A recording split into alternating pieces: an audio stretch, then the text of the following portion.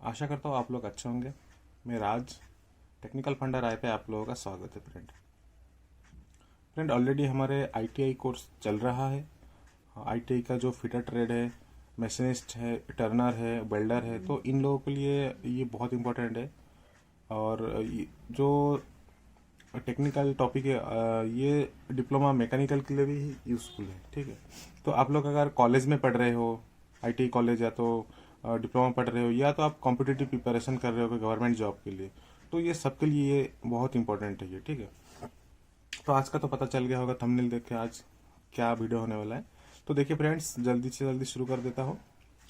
तो देखिए हेडिंग हमारा है, फर्स्ट का है mass production and interchangeable manufacture. तो मास प्रोडक्शन, एक प्रोडक्शन एक वर्ड है और एक मैन्युफैक्चर एक वर्ड है। ठीक है, यहाँ पे मैन्युफैक्चर, प्रोडक्शन। मैन्युफैक्चर मतलब क्या है, हम कोई भी प्रोडक्ट को, मतलब कोई भी पार्ट को बहुत सारे प्रोसेस करके उसको बनाते हैं। ठीक है, जैसे मिलिंग मशीन में हम मिलिंग करते हैं, ड्रिलिंग मशीन में ड्रिल करते हैं। ठीक है, उसके बाद हम लेद मशीन में उसको कटिंग करते हैं, या तो बहुत सारे टर्निंग होता है। तो ये सारे बहुत सारे प्रोसेस होके हमारा एक पार्ट्स बनता है। तो उस पार्ट बनने में पैसा भी खर्चा होता है और टाइमिंग भी जाता है, उसमें मशीन भी लगता है, रॉ मटेरियल्स भी लगता है, इंसान भी वहाँ पे कुछ काम करते हैं। तो ये होल प्रोसेस को हम क्या बोलेंगे, मैन्युफैक्चर। तो जो मैन्युफैक्चर अगर आइडेंटिकल हो जाता है, मतलब सेम पार्ट हम बार बार बनाते हैं, तो उसको हम बोलेंगे मास प्रोडक्शन फ्रेंड। ठीक है, तो आपको दोनों पता चल जाएगा मास प्रोडक्शन क्या है और मैन्युफैक्चर क्या है। मैन्युफैक्चर मतलब एक पार्ट्स को स्टार्टिंग से लेकर फाइनल प्रोडक्ट बनाने तक जो भी प्रोसेस हम करते हैं सब मिला के हमको क्या होता है, मैन्युफैक्चर होता है। ठीक है, प्रोडक्शन क्या होता है, एक ही पार्ट्स, आइडेंटिकल पार्ट्स जो बोलते हैं, मतलब सेम टाइप्स का पार्ट्स, मानिए आपको 1000 पीस बनाना है, तो वो टोटल मास प्रोडक्शन में आ जाएगा। ठीक है, तो मास प्रोडक्शन देखिए क्या लिखा है, rate of manufacturing of large numbers of parts. तो देखिए नेक्स्ट पॉइंट क्या है, time for the manufacture of parts is reduce. तो मास प्रोडक्शन का क्या हमारा प्रॉफिट क्या होता है, मतलब उसका एडवांटेज क्या है, जो टाइम लगता है वो टाइम यहाँ पे रिड्यूस हो जाता है, कम हो जाता है। कॉस्ट ऑफ पार्ट्स वो भी रिड्यूस हो जाता है। ठीक है, अगर एक प्रोडक्ट को नहीं बनाएंगे आइडेंटिकल तो बहुत कॉस्ट हो जाता है, तो हम उसको खरीद नहीं पाएंगे, इसलिए उसको मास प्रोडक्शन लिए बनाया जाता है। Spare parts can be quickly made available. वही बोला, स्पेयर पार्ट्स मतलब आइडेंटिकल पार्ट, मतलब सेम पार्ट्स। मानो आप कोई भी पार्ट्स बना रहे हो, मानो एक कोई भी एक इंजन का एक गियर, उसी गियर को हमको 1000 पीस, मतलब 1000 इंजन पे 1000 पीस लगाना है, तो 1000 पार्ट्स को बनाने के लिए हमको मास प्रोडक्शन करना ही पड़ेगा। तो ज्यादातर ऑटोमोबाइल सेक्टर में क्या होता है फ्रेंड्स, मास प्रोडक्शन होता है। ठीक है, कोई भी टेक्निकल लाइन पे अगर जाओगे आप, कोई भी इसरो हो, डीआरडीओ हो फ्रेंड्स, या तो रेलवेज हो, तो अगर आप वर्कशॉप में काम कर रहे हो, वर्कशॉप, तो वहां पे प्रोडक्शन हो या ना हो, मैन्युफैक्चरिंग तो होना ही है फ्रेंड। ठीक है, और मैन्युफैक्चरिंग जहां होता है वहां पे आपको इंटरचेंजेबिलिटी चाहिए, और वहां पे लिमिट भी चाहिए, वहां पे आपको फिट भी चाहिए, एंड वहां पे टॉलरेंस चाहिए फ्रेंड। ठीक है, तो देख लेते हैं इंटरचेंजेबिलिटी क्या है फ्रेंड। नेक्स्ट देखिए, इंटरचेंजेबिलिटी मतलब क्या है, the term interchangeability for mass production of identical parts with in the given limit of size. जो आपको लिमिट दिया जाएगा साइज का, उस लिमिट में आप अगर आइडेंटिकल पार्ट्स को मास प्रोडक्शन कर ही रहे हो, तो उसको हम बोलेंगे इंटरचेंजेबिलिटी फ्रेंड। समझ में आया फ्रेंड्स, फिर से बता रहा हूँ। मानिए आपको कोई डिजाइन दिया है, या तो कोई ड्राइंग आपको दिया है, तो ड्राइंग में जो डायमेंशन दिया है पार्ट का, वो पार्ट्स को आपको मैन्युफैक्चर करना है। तो वही पार्ट्स को, मतलब आइडेंटिकल पार्ट्स, मानिए जो भी पार्ट्स आप बना रहे हो, वहां पे लिखा है यहाँ पर 100 नंबर्स ऑफ पार्ट्स आपको बनाना है। तो अगर आप वही लिमिट्स के अंदर, जो लिमिट आपको दिया गया है, तो लिमिट क्या है, फिट क्या है, तो बाद में बताऊंगा।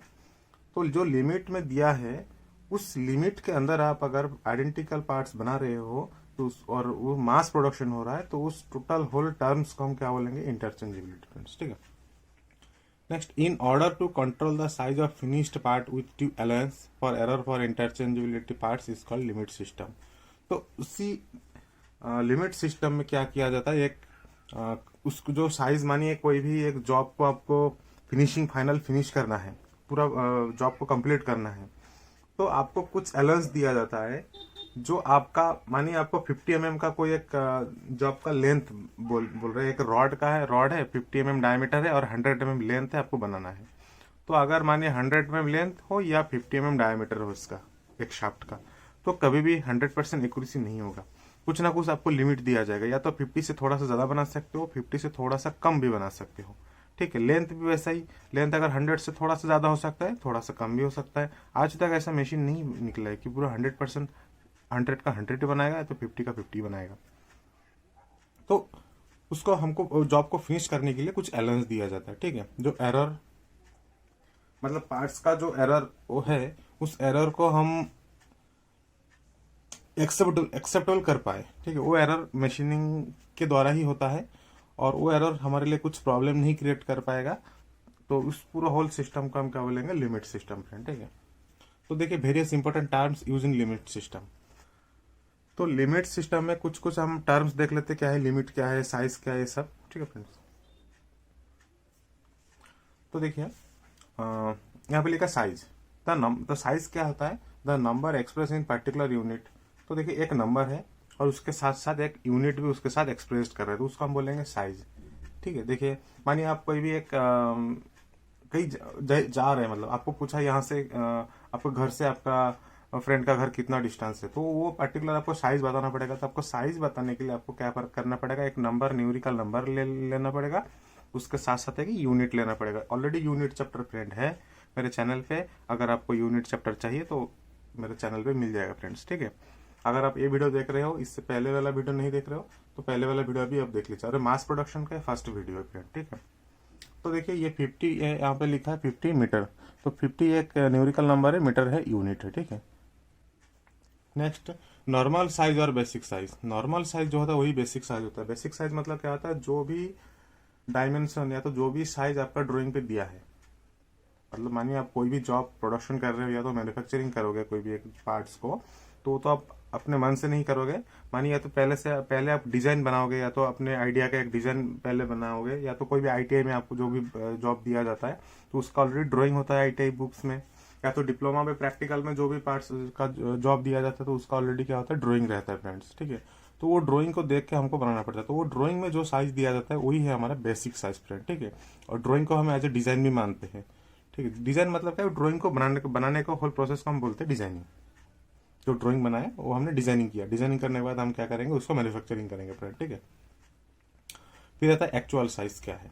तो एक्चुअल साइज क्या है फ्रेंड, देखिए पहले तो बेसिक साइज है। बेसिक साइज क्या है ना, जो ड्राइंग पे दिया गया है वो हमारा बेसिक साइज। एक्चुअल साइज क्या है, पूरा मैन्युफैक्चरिंग प्रोसेस करने के बाद फाइनल हमारा पार्ट जो है उसका जो डायमेंशन होगा वो हमारा होगा एक्चुअल साइज, ठीक है। बेसिक साइज ऑनली ड्राइंग पे है, हमको अभी बनाना है जॉब, तो बनाने के बाद हम जॉब को मेजरमेंट करेंगे, थोड़ा ऊपर नीचे हो सकता है जो कि टॉलरेंस के अंदर ही रहना पड़ेगा, तो वो हमारा होगा एक्चुअल साइज। तो देखिए फ्रेंड पहले हमारा साइज हमको पता चल गया, बेसिक साइज बार नॉर्मल साइज क्या पता चल गया, हमारा एक्चुअल साइज वो भी पता चल गया। एक्चुअल साइज और बेसिक साइज में फ्रेंड्स कंफ्यूज मत होनी है प्लीज, ठीक है। एक्चुअल साइज जो है वो after the completed of job, और बेसिक साइज जो ड्राइंग पे या तो डिजाइन पे जो साइज दिया है वो हमारा बेसिक साइज है, ठीक है। तो लिमिट ऑफ द साइज क्या है, तो जो भी साइज आपके पास दिया है, ठीक है, जो बेसिक साइज में मतलब ड्राइंग पे मैंने एक साइज आपको दिया है, तो उस साइज का कुछ लिमिट भी दिया होगा, तो उसको हम बोलेंगे लिमिट ऑफ द साइज, ठीक है। तो there are two extreme permissible size for a dimension. Two extreme permissible size क्या है, एक तो है लार्जेस्ट परमिसिबल साइज और एक है स्मॉलेस्ट परमिसिबल साइज, ठीक है।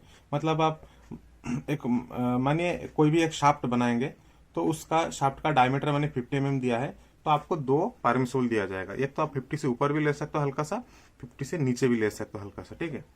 तो मैं आपको दिखा रहा एग्जाम्पल फ्रेंड। तो देखिए यहाँ पर एक शाफ्ट का ड्राइंग है फ्रेंड, ये शाफ्ट है, ठीक है। इसका डायमीटर दिया है 50 mm, तो आपको 50 mm का डाया इसको बनाना है। ये टर्निंग मशीन में होगा, लेथ मशीन में, या तो सीएनसी लेथ में भी होगा, मैनुअल लेथ पे भी होगा, ठीक है। तो ये शाफ्ट है, ये शाफ्ट का सेंटर लाइन है। तो हम यहाँ पे शाफ्ट का लेंथ को कैलकुलेट नहीं कर रहे, या तो लेंथ को मैं मतलब यहाँ पे मेंटेन नहीं कर रहे, हम शाफ्ट का क्या मेंटेन कर रहे हैं, उसका डायमीटर को मेंटेन कर रहे हैं, ठीक है। तो हमारा जो साइज में जो ये मानिए बेसिक ये साइज दिया है हमारा, ये बेसिक साइज 50 है, ठीक है। अब लिमिट साइज दिया है दो, एक तो दिया है अपर लिमिट, ये देखिए यहाँ पे जो लार्जेस्ट परमिसिबल साइज है, दोनों में से लार्ज कौन सा है, ये लार्ज है हमारा 50.02 और एक है 49.98, ठीक है। तो ये दोनों में से जो लार्ज है वही हमारा अपर लिमिट बोल सकते हैं, उसको हायर लिमिट बोल सकते हैं। देखिए यहाँ पे अपर लिमिट, हायर लिमिट और मैक्सिमम लिमिट, ठीक है।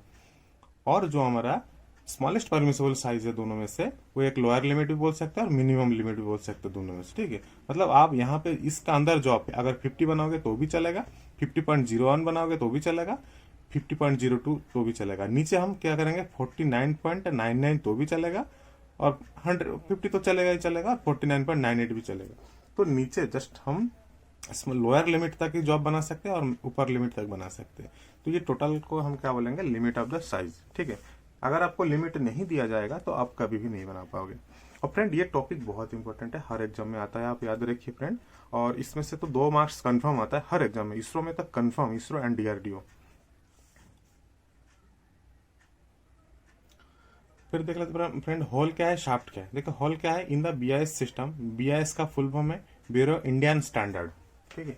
ब्यूरो इंडियन स्टैंडर्ड सिस्टम, जो कि इंडियन में एक सिस्टम है, so bureau Indian standard system बोलते हैं। तो bureau Indian standard system of limit and fits all internal feature of a component is hole, ठीक है। Shaft all external feature of a component is shaft. तो ये whole और shaft का drawing में आपको दिखा रहा हूँ, तो होल और शाफ्ट में कोई कंफ्यूज नहीं रहेगा। हॉल हॉल मतलब क्या है, जो इंटरनली जो कुछ मतलब वहां पे मटेरियल नहीं होता है, उसको हम बोलेंगे, जो फीमेल पार्ट भी हम बोल सकते हैं, उसको हम बोलेंगे हॉल। एंड शाफ्ट जो एक्सटर्नल पार्ट या तो जो मेल पार्ट होता है। तो देखिए फ्रेंड, ये जो फिगर आप देख रहे हो 2 3D फिगर है फ्रेंड, 3D ड्राइंग है। तो जो इंटरनल फ्यूचर फ्रेंड, जो ये जो देख रहे हो, ये इसका ये कट सेक्शन है, ये इसको हैचिंग कहते हैं। इस साइड, पूरा इस साइड पे भी है, पर इसको बीच से काट दिया है, तो इसलिए ऐसा इसको मार्किंग किया है, जो कि आपको पता चले। तो ये जो पार्ट आप देख रहे हो फ्रेंड, ये हमारा होल है, और होल के अंदर जो है शाफ्ट है। तो ऐसा नहीं कि होल ऑनली सर्कुलर ही रहेगा, हमारा होल अंदर स्क्वायर भी हो सकता है, ठीक है। ट्रायंगुलर शेप भी हो सकता है, कोई भी शेप हो सकता है होल एंड शाफ्ट में। तो आप ये मत मानिए कि होल का मतलब इंटरनली होल जो सर्कुलर ही होगा, ऐसा नहीं है। वो सर्कुलर भी हो सकता है, कोई भी शेप हो सकता है, हेक्सागन हो सकता है, पेंटागन हो सकता है। एक्सटर्नली जो शाफ्ट होता है वो भी कोई भी हो सकता है। ये देखिए यहाँ पे यहाँ पे जो शाफ्ट है, ये क्या है, ये आपका स्क्वायर दिया है। यहाँ पे शाफ्ट दिया है क्या, ये आपका राउंड दिया है, मतलब सर्कुलर दिया है, ठीक है। तो आपको ये मानना पड़ेगा। तो फ्रेंड देखिए भाई, यहाँ पे मैंने एक एग्जाम्पल लिया है, 20 प्लस 0.08 ऊपर है, नीचे हमारा 0.05 है। और ये जो 20 है हमारा बेसिक साइज है फ्रेंड, या तो नॉर्मल साइज। और जो ऊपर 2 वैल्यू है, जो हम अपर लिमिट बोलते हैं, अपर लिमिट कब बोलेंगे, जब 20 को इसके साथ ऐड करेंगे। तो ये ऊपर वाला क्या बोलेंगे हम, अपर डेविएशन बोलेंगे फ्रेंड, इसको डेविएशन।